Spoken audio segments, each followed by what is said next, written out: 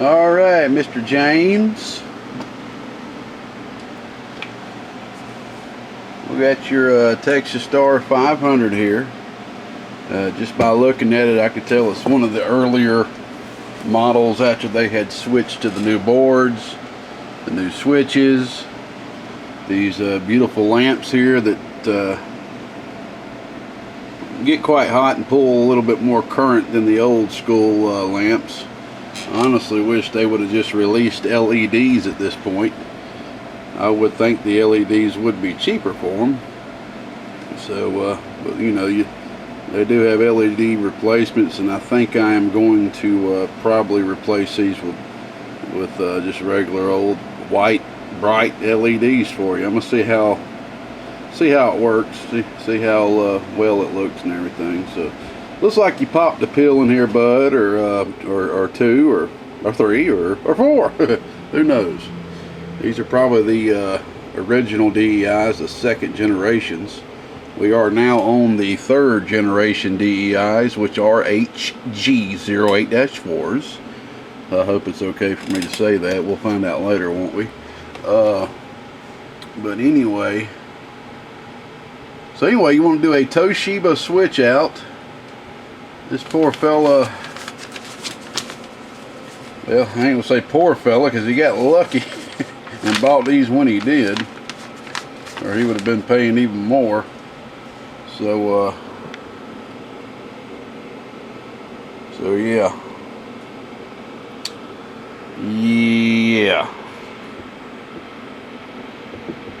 highway robbery.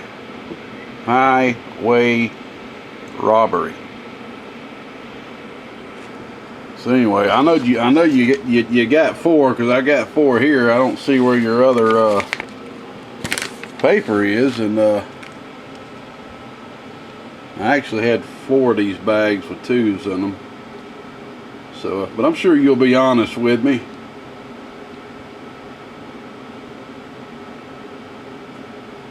Ah, you're from Georgia. I just noticed that. Alright, Big George is in the place here.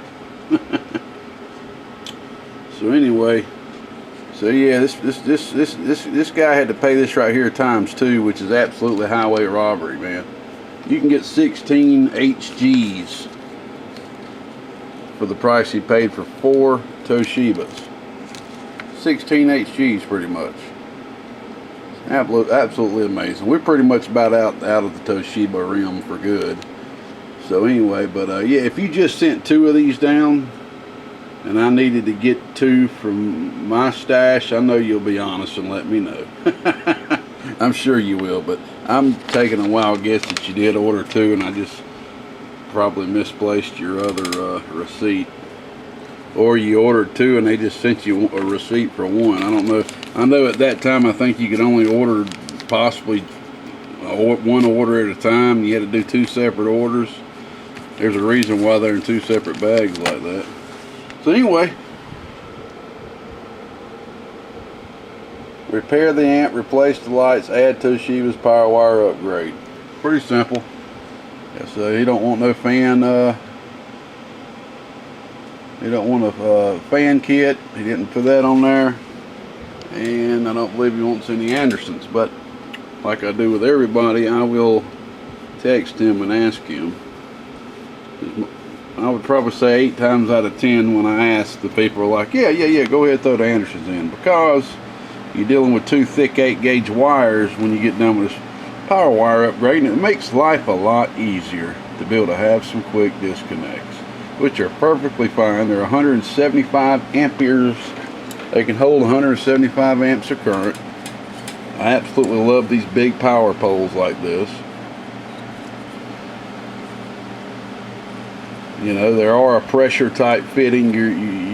That's why I like to use something that, you know, that can handle twice the amount of power that you're going to be pulling, if not more than that. So you're not going to have a weak point with these. If you were running something that could pull 200 amps, like an 8-pill, running just on these right here, a 2x8, no, that's not a real good idea, honestly. It really isn't. I seen a guy running a 16-pill and just had a pair of these. and he basically was asking me why was the Andersons beginning to change shape. They were melting on them. Okay, we'll be back. Hey brother, I see how all these switches are sticking, man, against this top right here. So I'm about to get down here and file this down just a tad bit. This is a little bit lower than it normally is on the frame. I don't know really why that is. There's a sticky residue too that's on top of all these, so I'm about to clean them up. I just want to document that. This is the first time I've seen this many lamps right here blown. I hope you wasn't running in on too much volts, brother. That's all I got to say. That's kind of weird, man. I haven't seen something where people have been having issues like this with bulbs. Now they're supposed to be 18-volt bulbs. I hope you ain't been running on something like 20 volts or so. And if you try to run this on an unregulated power supply, them bulbs would start getting very hot, if not just flat out blowing, because they're just filaments, you know. So just wanted to let you know, but I'll talk to you about all that, man. This needs to be run on a regulated supply and all that. So, all right, bud. Just wanted to document that real quick. All right, brother. We did everything we could to save all four of these transistors are blown, working on them and everything. And to our amazement, the horse ended up. The way that they are blown, all of them from collector to emitter, shows me that this box was hooked up backwards. One, or two, there is a short that has developed in this box to make it hook up backwards. So I'm going to take a wild guess this diode down here is bad as well. So I'm going to have to change that out too. This turned out to be looking like a little bit worse of a job than I thought it was going to be, bud. Because I'll tell you this right here, man. We ain't putting $400 something worth of pills in here without knowing for sure. For themselves, but this thing's ready to rock and roll.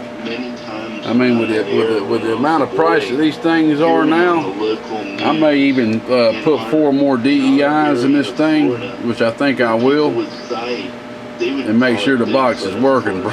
Because I ain't gonna take no chances, man. So it's gonna take a little bit more time than I thought. Like I said, I had 2 more of these dots here. I went ahead and checked all of them and matched the 4 closest ones. So they're all right there about 84 on the Atlas. Alright, I just want to show that real quick. Alright, man, that's the first LED. Yeah, you had a trace damage by these switches, man.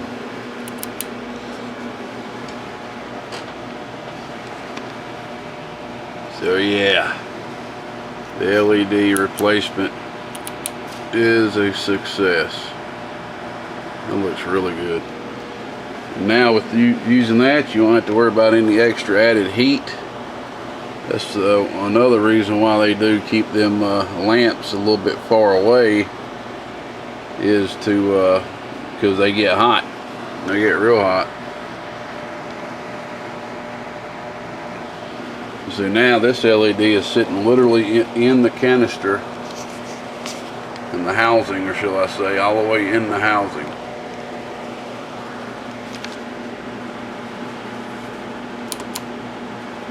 Alright, got 3 more to do. Alright, brother, here's the first problem I've got with the switches here. I got your LEDs put together. I got one of my things here, one of my little diagrams I've added to just for my self notes. I got a lot of these little diagrams like this, so when I look at them I don't gotta follow lines and stuff, you know, to refresh my memory, because you don't work on switches like this every Texas Star. So here's the deal, man. The way these switches are set up, you know, just because of this switch bank allows Texas Star to have a lot of the functionality it has, allowing you to use your preamp with the box turned off, allowing you to use your preamp, still key the keying circuit to bypass the preamp, you know, and to use the preamp and still have an SSB delay. With the preamp, of course, if you're on sideband, you'll still need that delay. You know, the absolutely only downfall period about Texas Star, it was just a natural flaw they really couldn't fix by mechanical switches. You'd have to use some sort of extra components or whatever. Is if you have all these buttons depressed and turn the preamp switch in, okay, and try to key it up with no power put to it. Well, normally that's what this keying circuit is doing. It's actuating the relay so it bypasses the preamp. So without that happening, all your power is being dumped back into your radio, and you will fry your radio if you keep doing it. But you know, that doesn't happen much, I don't think. You know, some people, I guess, about the only way that'd happen if somebody was using the preamp with the power, using the preamp with the amp turned off, just using the preamp talking barefoot, and they unhook the power away from the amplifier. But that's one thing that's never given a warning about to people. But I've never had not one person ever come to me say that they blew their radio up that way. So it's just one of those things, man. It's not really going to cause an issue, because many people ain't going to be trying to talk through the amp with the preamp button pushed in with the power off. But anyway, back to the fact here. The way this works here is when the power button is pressed in, okay, it is then given power to all three of these switches in a sense. Now, with everything depressed, all right, there is power going to, from the hot bus, the power switch and the preamp, so that you can use either or, and the lamp will come on. So if you got the power button off, press the preamp in, the lamp will come on. All right, and once that is pressed on, it makes sure to send power over to the delay, so that lamp can come on with the power off. All right, now getting that out of the way, to get back to a more simpler aspect, the dial-a-watt absolutely cannot get power or a ground to its lamp without the power button switched in. That's the only one that's done that way. And to utilize that type of wiring, the polarity is reversed, meaning on all of these, so this type of switches these are you would almost look at it like two switches in one. All right, they're double pole, double throw switches, but two of them in one. So you'll look at that as a let's see, what would you call that? Double pole, double throw. It's not a triple pole, triple throw. I don't know what you would call that. Double pole, double throw. It's two double throw, double throw. It's two double pole, double throw switches together, and that are not connected. This is one double pole, double throw. This is another double pole, double throw. Two separate switches on one mechanical switch, or housing, I guess you could say.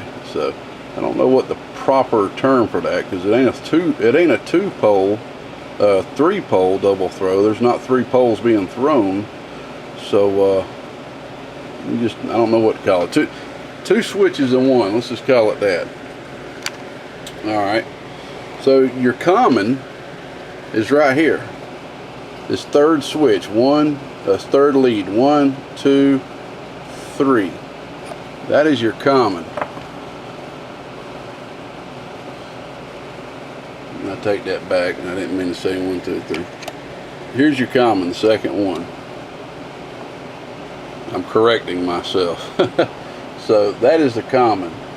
All right. Just to look over here at my, yeah, that's right. Just over here at my own notes right there, you see the middle right there is the common. That's the pole that's actually being thrown, okay? So here's the common, right here. All right, while it's resting, which is what you would call the normally closed, this pole is touching this pole right now, okay? This pole is touching this pole. just to show that. If I can do this with one hand.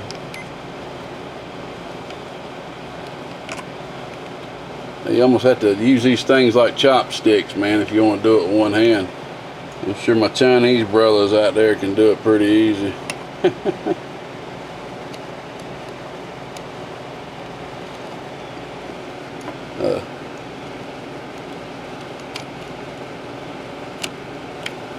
You know, that's about tough, man. It's tough to do.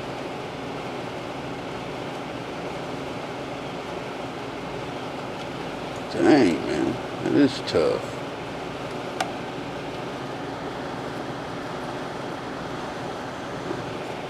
Goodness. That is not an easy thing to do. Here, I'm gonna put the camera down. Just listen to the beat.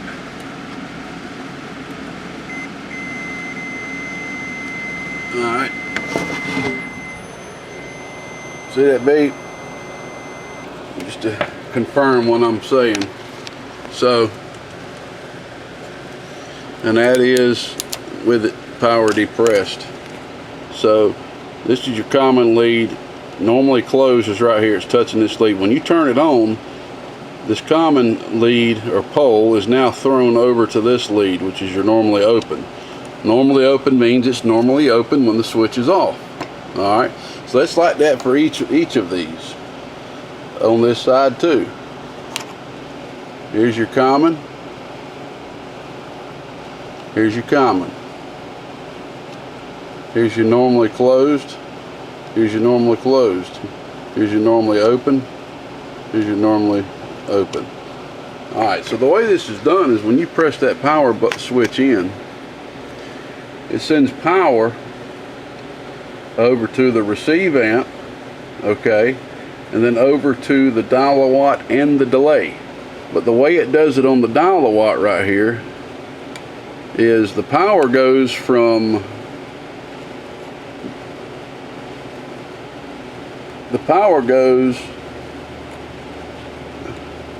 this common. See, it's already sitting on the common, but when you turn it on, it touches this, and this is actually where the power, this is connected to the hot bus on the switches, okay? On the power switch, this right here is connected directly to the hot bus. Alright, you can take a continuity meter and see that and concur with that. Alright, so this and this touches, and this right here is connected to the actual lamp, and there's also a trace that leads from here over to here on the preamp, okay? On the preamp, over to the dial-a-watt and the delay. Now at the dial-a-watt it switches polarity, not technically polarity, but switches poles on the switch. So instead of going from here straight over to here, it goes to here.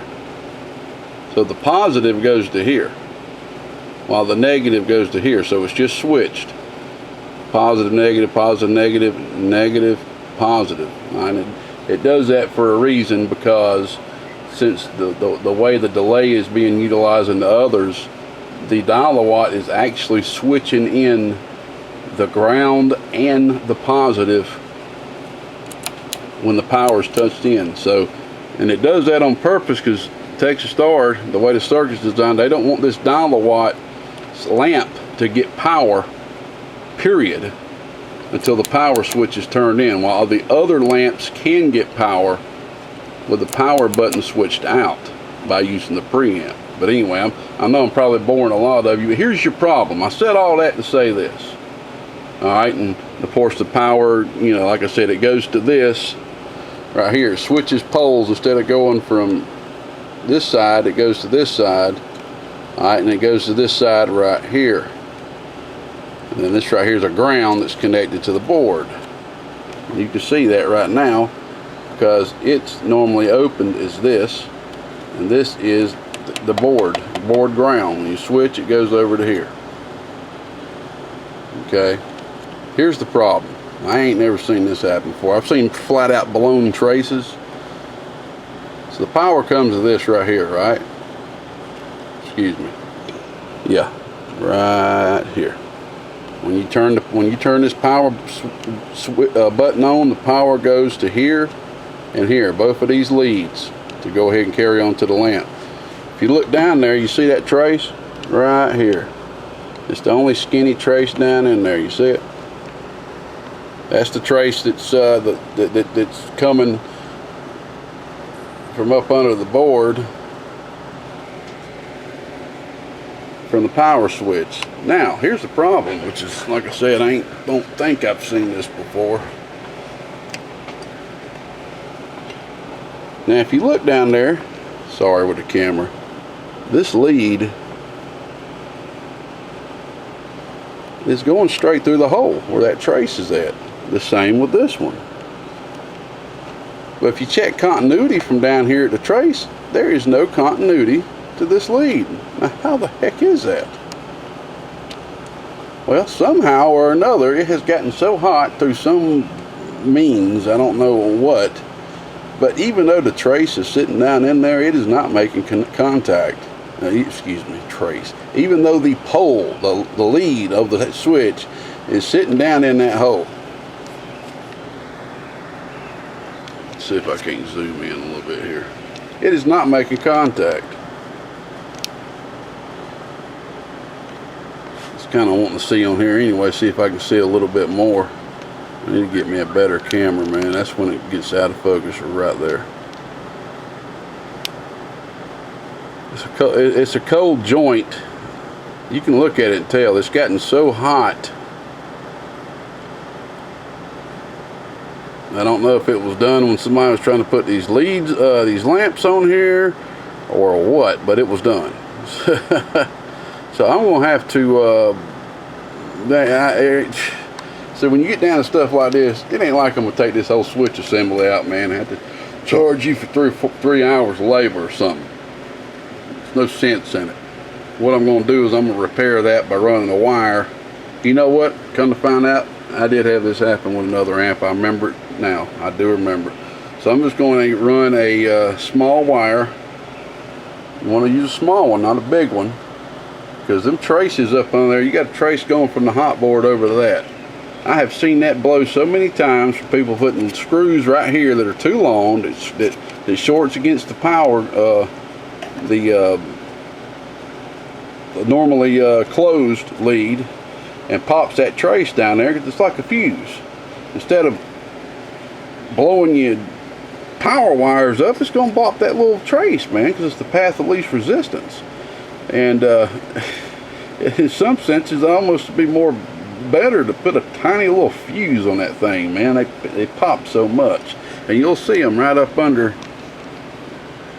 the switches right here. It's kind of hard to see with these right here because these switches are actually soldered down a little bit closer to the board than you'll normally see Texas Star. You'll see them, they'll have them elevated differently, but this is kind of down. But the trace runs right across the front of these switches. But anyway, I was going to confirm that for you too. Let me see if I can't do this with two hands.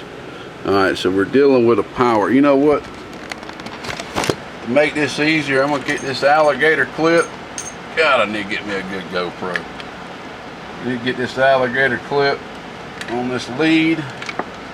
I'm going to connect it over here on the normally closed of the power. There we go.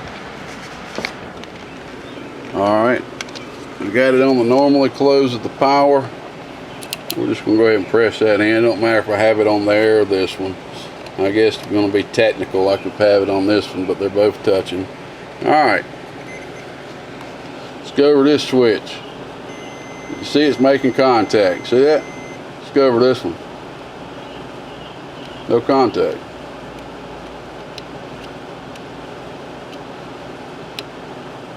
Straight across from it.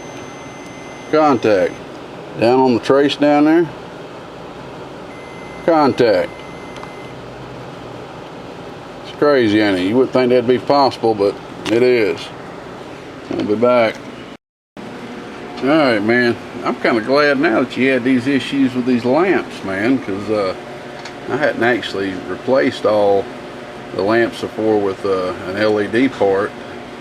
And now that I've done it, man, I like these. I like the way it looks. Looks pretty clean the way I put that together like that. I didn't want any wires just showing up all over the place. But I really like the white light of it. You can really see it in the preamp button.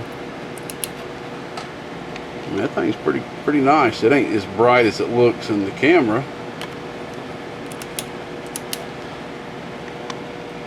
And them things should last for years and years and years and years. They definitely won't blow out because of a filament. Let's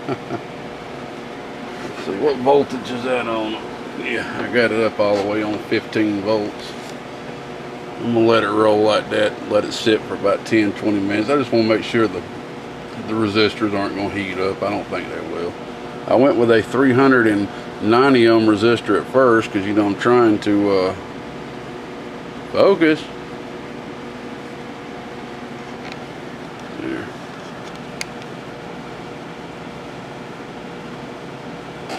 So I was trying to get it as bright as possible. Yeah, going down to 12 volts up to 15, there's no real noticeable brightness. Well, I see a little bit of change. But I made sure to clean them lenses up good for you too, man, so you got that done. So anybody watching this, you want an LED upgrade, I know they do sell these LEDs for Texas Stars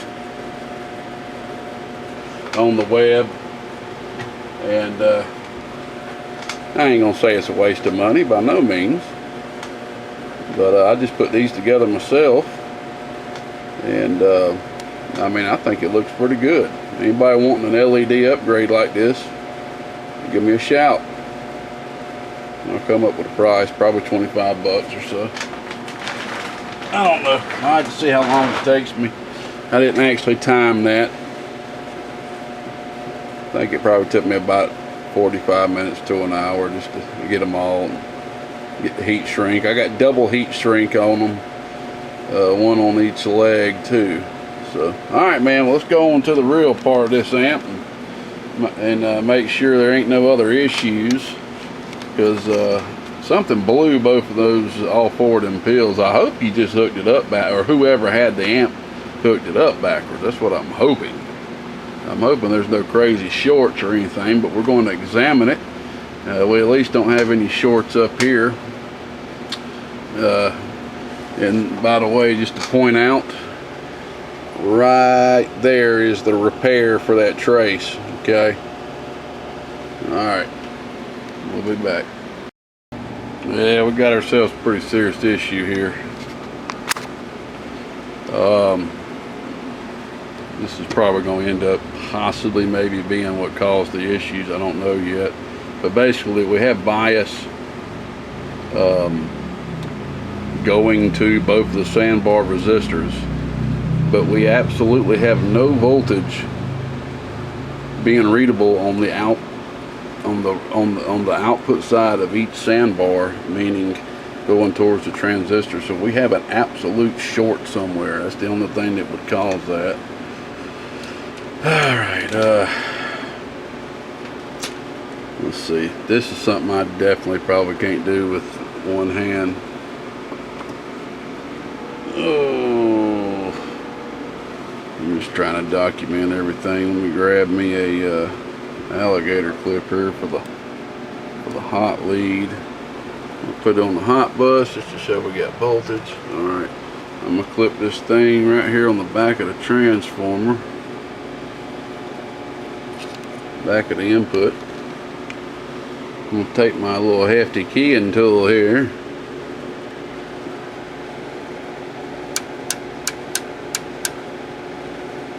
Easiest way of keying a Texas Star. But anyway, as you see, no voltage. We are getting voltage, of course. So the voltage is making it through the 10 microhenry choke down up under the board over to this area, but from this point on there's something going on. I'm going to have to get down here and figure it out. It's like this thing's got multiple issues, man, but we'll get it figured out for you. Mr. JH will be back. Well, I figured out why they're showing no voltage on the output of each sandbar resistor. somebody has done somebody has attempted to Class C this thing the improper, I'm just going to say the way I wouldn't do it myself. I didn't even notice until I got down here and look at that. Let me show you what I'm pointing at here. See that little piece of wire from here to here, and right here, a little piece of wire from there to there. Now here's the issue I have with this. As you can see, the output of the transformer is grounded through these two inductors. But it's only grounded through one of these inductors right here.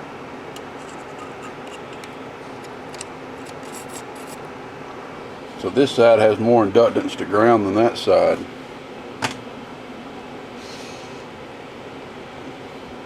The better way to have done that, in my opinion, this side's fine. I mean, you got these two right here. This side's fine. I would have took this leg up so there's no voltage going straight to ground. Those sandbars aren't just sitting there heating up. They're going to heat up a lot hotter going to ground like that. And I had the guy that had this amp probably had no idea that was so. So I'm going to remove them. We're going to put this back the way Texas Stars are, unless somebody asks me otherwise. I have not had many people at all. Maybe I think one person, maybe two, since I've ever been doing this, to ask me to Class C a 4-pill or 667. Now, the Sweet 16 is a different story, back in the days at least, because people wanted to run them on unregulated power supplies, and that won't work real well with these bias circuits at all. They'll be running very, very, very hot. I've even seen these sandbars get so hot they catch on fire. So, I don't know what's up with that, but we're going to put it back the way it is factory. And probably going to simulate a key with some resistors before I put down these Toshibas.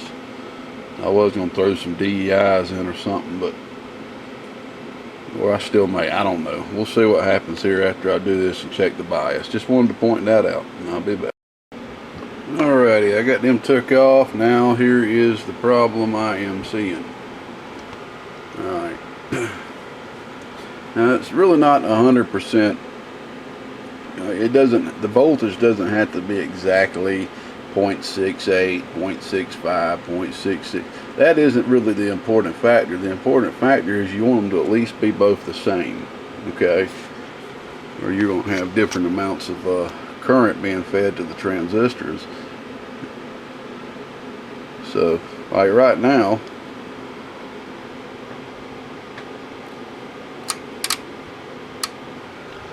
so we got about 0.67 volts on this 2-pill right here.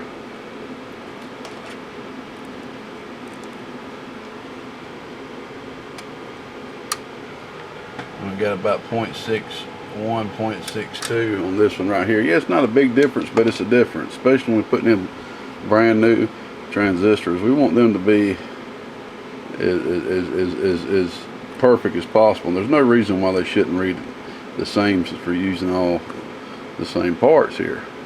But there's something throwing off this section from being identical to this section.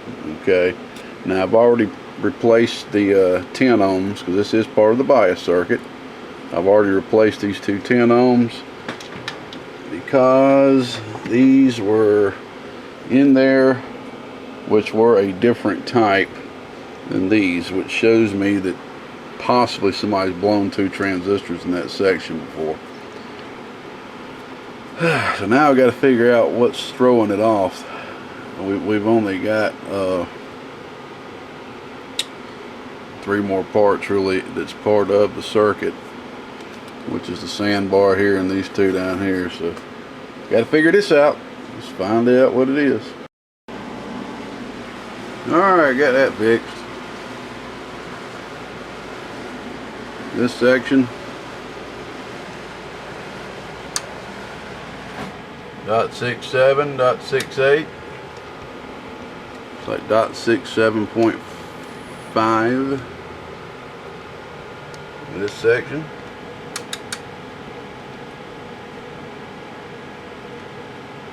.68. So there you go. Alrighty. They're right there at each other. Alright, let's move on to the next. Alright, we're back again. Next issue I want to show that I didn't even notice till I was working on the bias here. Alright, I'm going to turn the power button on and watch the relay. You see how it's doing that? It's not actuating all the way, just a little bit. So I'm going to turn the switch on. So it's not actuated all the way. That's not good. I think it's a key-in transistor. And I can tell by the way this 1000 right here has been ate up with a soldering iron that somebody has already replaced this once already. So on to the next thing here. I'm going to remove that key-in transistor, get down in there, suck all that solder up, clean it up, and put in a new 2907. It looks like somebody put in a, what is that? Let's see if I can't see in the camera here. I can't see it with the naked eye that well. Is that 3906?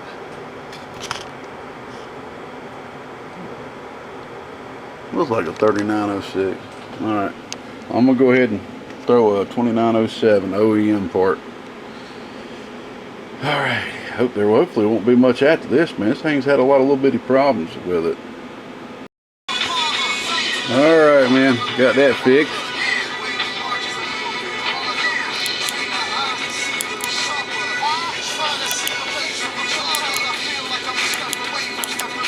Yeah, it was a transistor. I got it installed, sucked all the solder out, cleaned it up, put you in the 2907 OEM Texas Star part. We'll see you. We'll be back.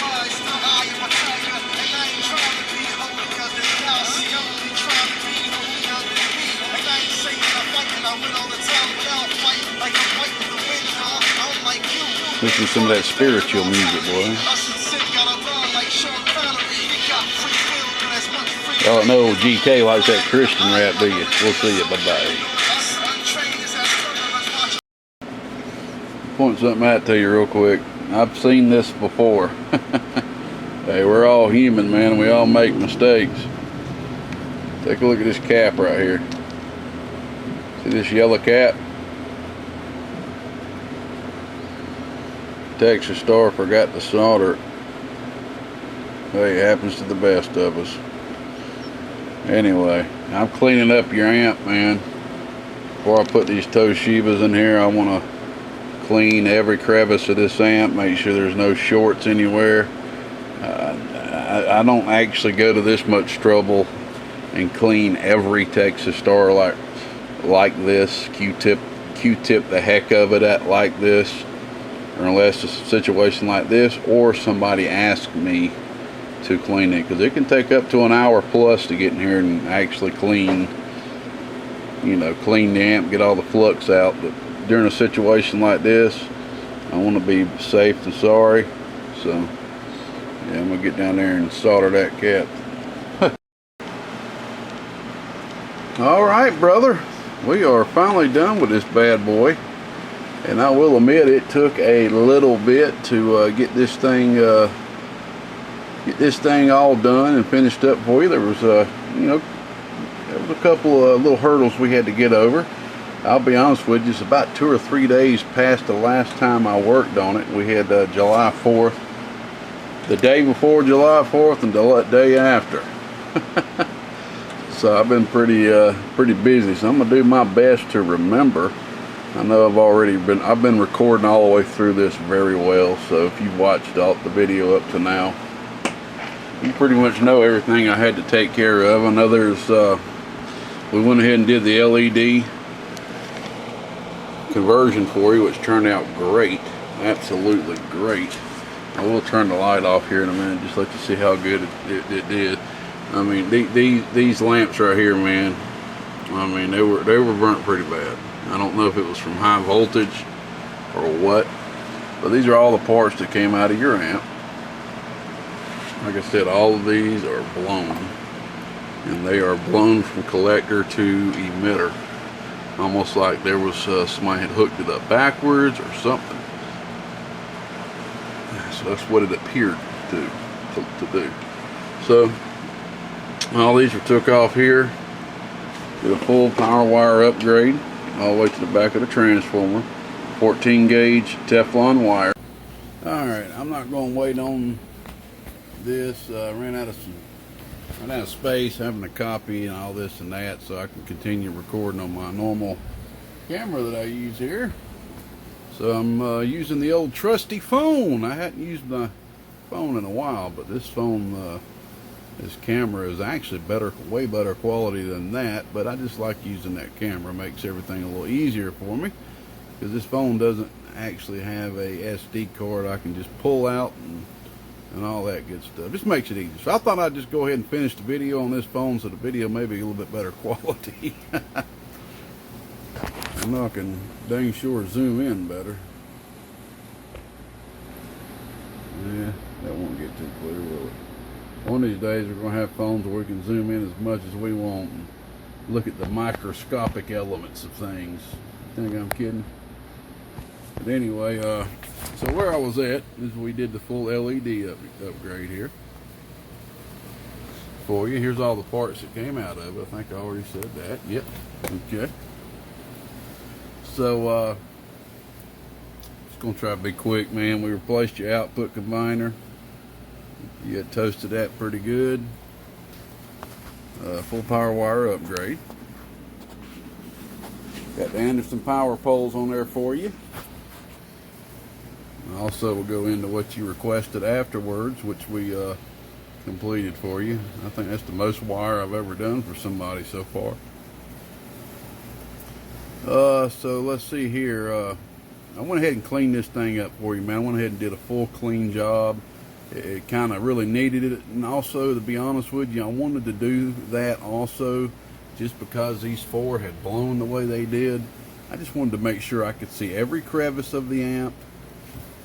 I wanted to make sure there was absolutely, no shorts in the traces and everything. I mean, this amp right here looks cleaner than it does when it comes from the shop, buddy. I mean, this thing is clean. I don't even think there's any flux anywhere still in this amp. I cleaned it very good for you, man. Very good for you. So we put you new 330s down here from collector to emitter. Put you all new feedback circuits. These are the old feedback circuits on there. My buddy from Texas Star, he just always told me, if you're able to and you got the parts, just go ahead and upgrade them.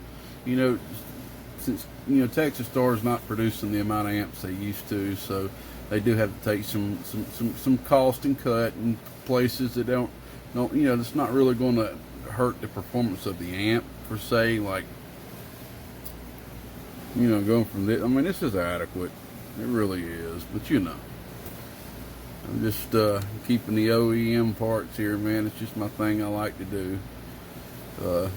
These can get a little warmer when you're dealing with biased amps and all, but I mean, you really should never feel a lot of warmth off of them. So I put you 4 new feedback circuits in there. I went ahead and put a little bit more solder here on the outputs here. I took them off too just to measure them. They're 1200s, and they still measure just fine. I just wanted to resolder them. They didn't like they had a whole lot of solder on the on one end of them. Okay. So, oh yeah, I'm gonna take this right here and bend this back this way.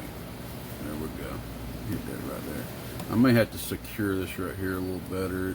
See how loose it is? They put a little bit of hot glue on there. I'll make sure to secure that before I send it off to you.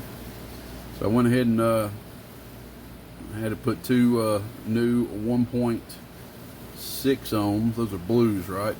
Big boys race our young girls' butt. Yep, that's 6. That's blue.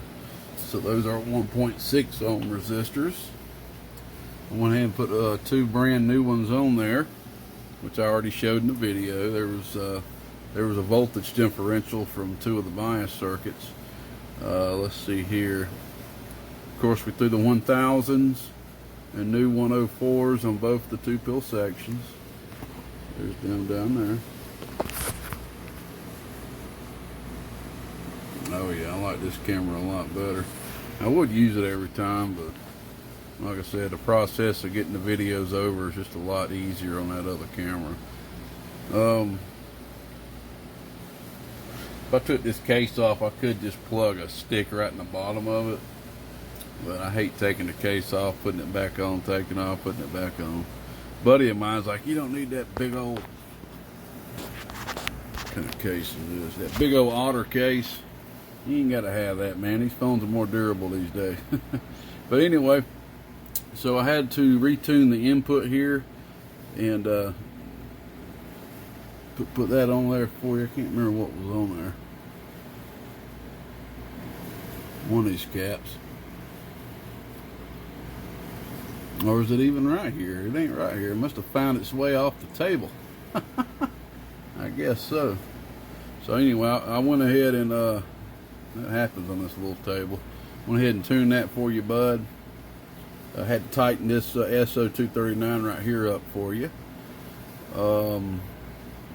Let's see here.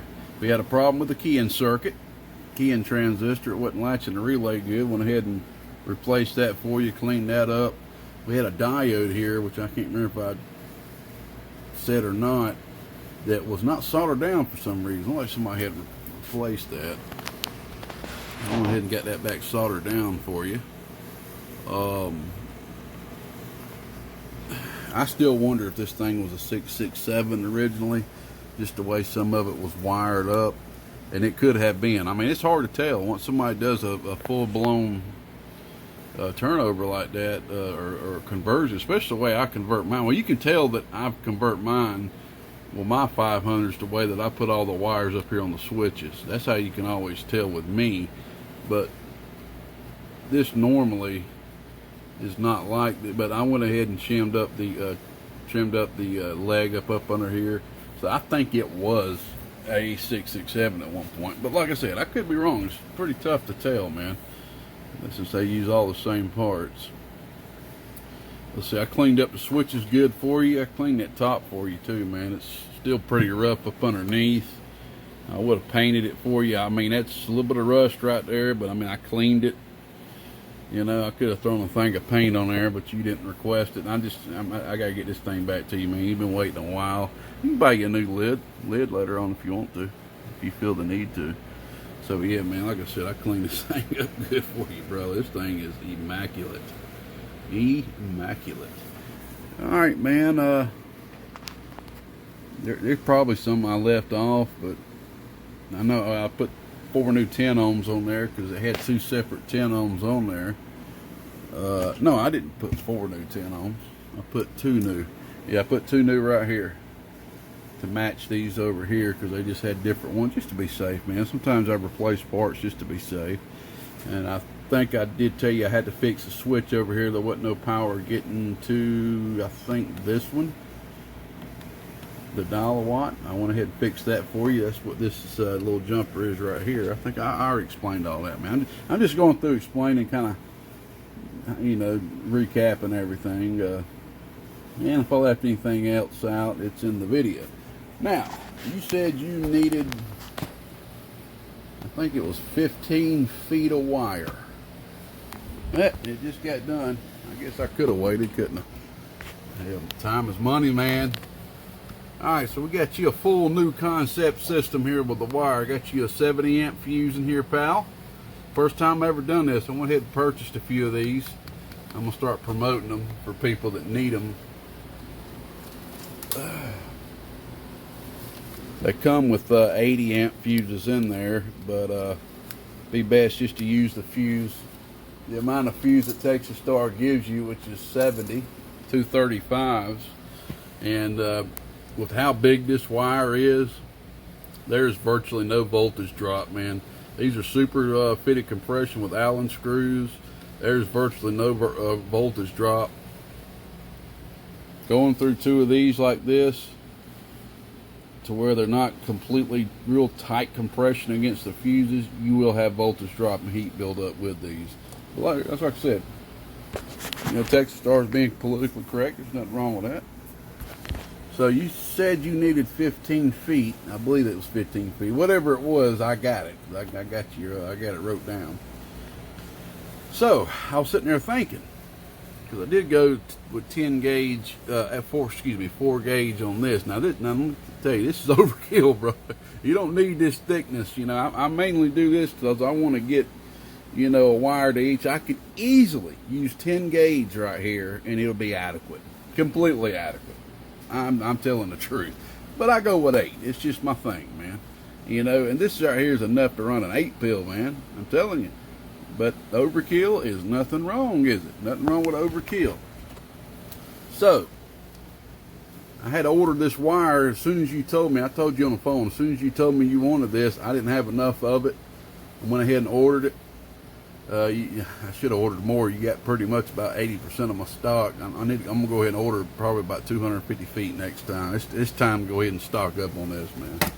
I've never really stocked up deep on it, man. But anyway, I had a little bit of 4 here, and I was thinking about going with all 4 because it had made sense and it'd been a little easier on me to compile all this. But they charge like 20 cents plus more for 4 gauge, which makes no sense.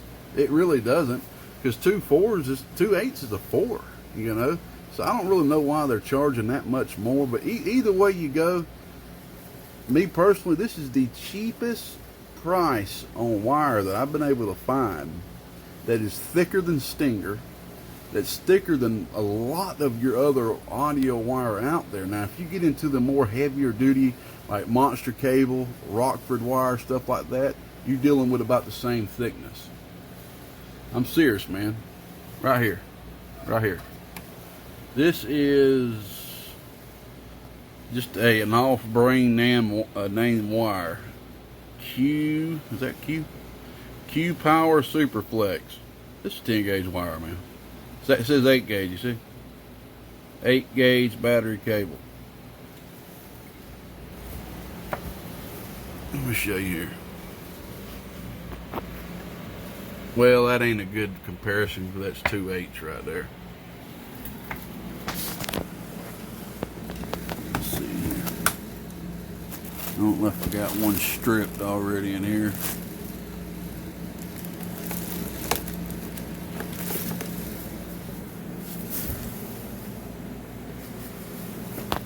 Give me a second here. I'm going to go ahead and strip me up a little piece right here real quick.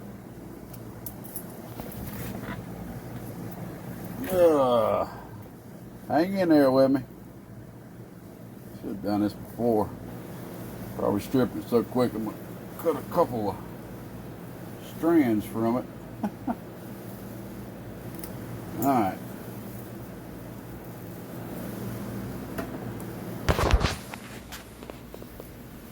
Alright, for one thing, this wire right here is not plated.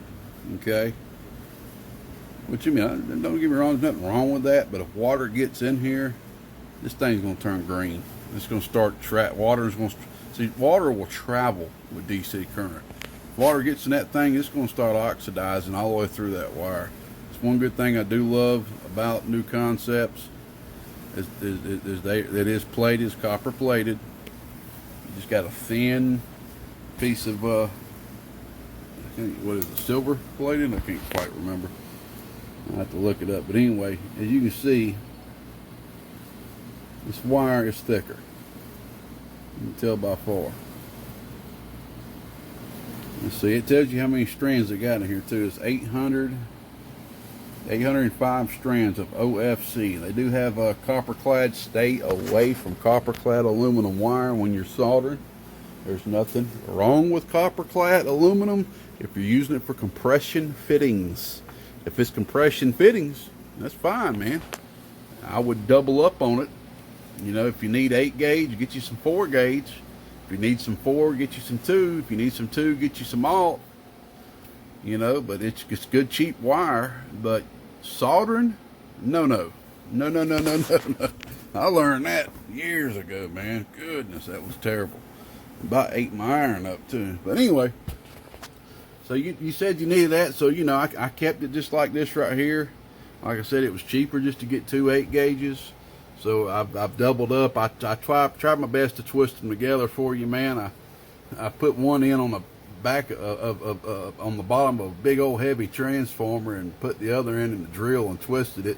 You know, it's not going to stay as good and twisted like this because it's a shorter run and I can keep it twisted. It's not going to be trying to unravel itself, but you know, I'm sure you won't have no problem at all. We got you the 175 amp power poles. Of course, you can take them off if you want to and do them single. This right here is going to be for your ground, going to your vehicle or whatever. Honestly, me personally, I usually go with the shortest ground as possible to the frame, but since I didn't know how you were going to run your ground system, I went ahead and made your ground cable as long as your power cable. If you're going to be running a short ground to a frame, hey, you got extra wire to use for something in the future. But I am going to send you another eyelet with you for this, for the ground. The only reason I'm not going to put it on because I don't know if you need it, if you've got another, if you're going to be, you know, using something that on a different connector. I didn't know exactly how you're going to do your ground, but I'm going to send you a little eyelet or a ring terminal just in case. Here's your ring terminal for your battery right here. And you got a little bit of flux right there. But anyway, yeah, man, it's heavy duty, bud. Run 8 pill, like I said. All right, let's go ahead, man. I gotta get my butt in the bed. This thing's running great. Turn the light off here in a minute. Go ahead and unplug this light now for the video. It's darker in here, but through the camera, it looks way lighter than it is. All right, we got the 500 watt slug in. Dang, I need to clean my bird meter, don't I? Thing's starting to look a little dirty. Got me another bird meter. Just came in not too the other day, thanks to a buddy of mine. Probably gonna put that up here. Probably use that for the inputs or something like OD123 does. You know what I'm talking about? OD123. Welcome to D123, where we put the greatest hits of all HG 2879 videos. Danny 123 got down. That could be a good, run a little radio station. Welcome to D123. I keep thinking of V103 radio station out here. But anyway, flow through tune. Looks great. Boy, them LEDs are bright. Woo. All right, this is on medium.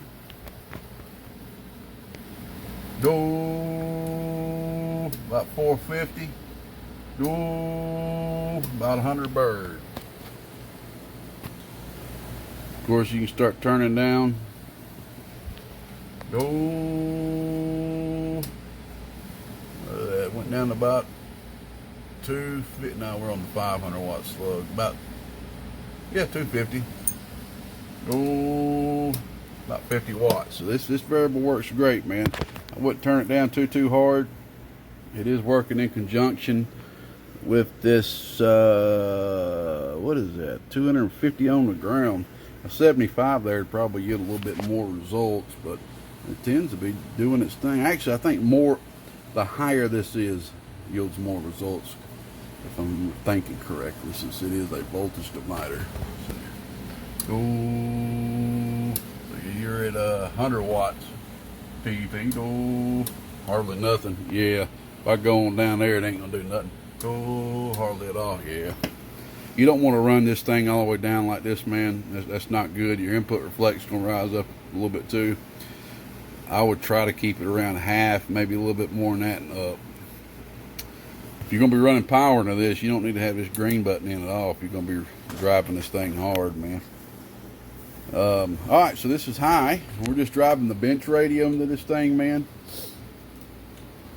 Just hitting about 3 watts RMS into it, and about 18-20 peak, somewhere around there. 500 watt slug. PEP. Right there in the corner. 500 watts PEP.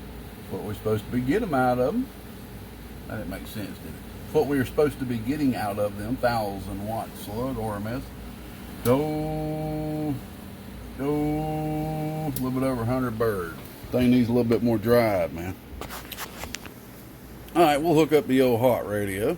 I at least want to see about 200 or so out of it before I get off here. And of course I could hook it up to the old unregulated supply and all this. And y'all go watch, you can go watch my old Texas Star videos. I always used to do that. I'd hook it up, man, hook a goddamn driver up.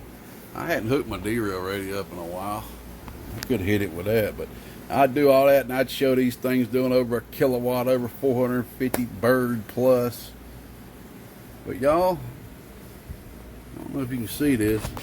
These are red dot Toshibas. They're not cheap. I think, believe it or not, our parts had them for like 120, 140 bucks, which is cheaper than they did have. I don't know what's going on with that, but this guy's got over $400 plus just in these transistors. I mean,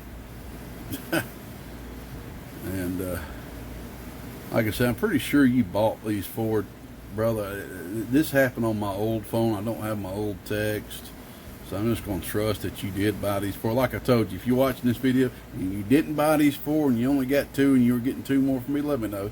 If not, I'm just going to say that you bought all 4 of these. I just know that I had 1 packet with your name on it and I didn't have another one.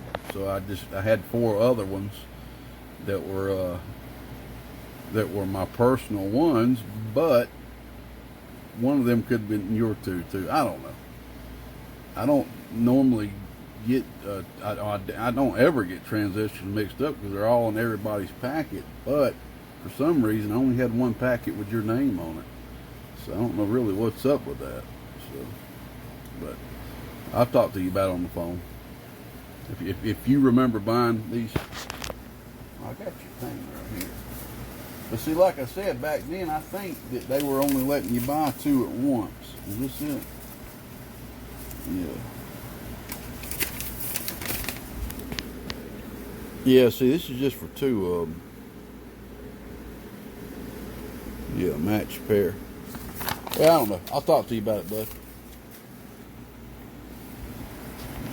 My memory definitely ain't the best. Alright, let me hook up a quick hot radio and get out of here. Alright, bud. Got the old Stickman 29 hooked up, about 8 watts RMS drive. 30, 35, 40 peak, somewhere around there. Alright, we're on 14.5 volts too. I don't know if I mentioned that. Alright, so I took the 500 out. We got 2 1000s in here. Alright, bottom scale on both. Oh, damn, that thing opened up. Excuse my language. Goodness, thing increased up to 650. 1000 watt slug. No. Like I said, that's what I wanted to see, about 200 bird. That's 200 bird just hitting it with a bench radio, man. Or 8 watt radio, Cobra 29 single final. Put a little bit of drive in this thing. She will open up to 300-400 bird. Y'all know it will. And I'll tell you, all I'd have to do right now is literally take it off this little wimpy supply right here, hook it up on my 100, hit it with the same radio. I wouldn't doubt it would be doing up to 800 watts. My inner voice is saying, go ahead and do it, but I ain't going to do it, man. Toshibas are almost like scarce as blue pigs or something right now, man, you know. I ain't doing it. I ain't keying this thing on unregulated voltage. I want these transistors to be new with just a few keys, which of course I have already keyed it. And I always, when I'm using built new transistors like this, I always just sit here and key it up on the dummy load. Key it up on the dummy load. Hook an antenna up. Get it warm. Let it cool down. Because 9 times out of 10 I've noticed if something's going to go wrong, it's going to get wrong when it gets good and warm. A lot of times that's when things will go wrong if something's going to go wrong. So I at least do a little warm break-in test. But boy, I'd love to hook that thing up, hook it up on this thing right here and see it do 600. Bird, I miss them days. But I ain't going to do it, man. These transistors are rare. I'll let you do it if you want to. I wouldn't. I just run single final radio on this thing and let it last. But you're not me, is you? So you can do what you want. This is your baby right now. This is your baby from here on out, man. So you have fun with it. Appreciate your patience, James. I know you waited a while, bud. Thank you for not throwing an E-fist and knocking me across the face, my friend. I really appreciate it. 73, y'all.